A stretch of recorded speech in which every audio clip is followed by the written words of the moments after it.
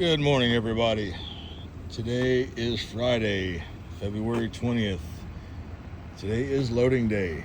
We are at the Port of Bellingham, Washington State's Alaska Ferry.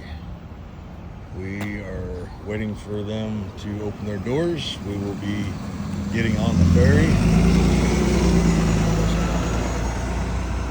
We are at the harbor. We got some mountains with snow peaks back there. Our ship is off to the left, over there behind the trees. We've got to drive around, but we had a decision to make. Our avalanche did a good job getting us here. She grunted and groaned, going over the Rockies and everything. Once we got to the top of those, we were going about 40 miles an hour. She was squatted really hard, and we were afraid that it wasn't going to do us good in Alaska. We didn't think that it was going to make it. Avalanche had a real light end, and the weight of this trailer, we're afraid that we were going to bust an axle. We did talk to another couple that was at our hotel that was from Alaska, and they had suggested as well a heavier duty because of the terrain and the rough conditions and everything of Alaska.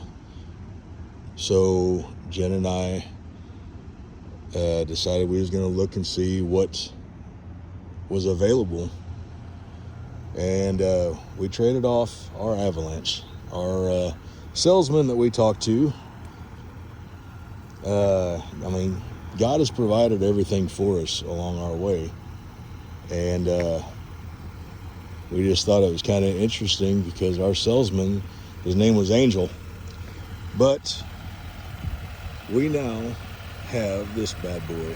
We have a 2026 GMC Sierra 2500, and it has the 6.6 liter Duramax diesel in it.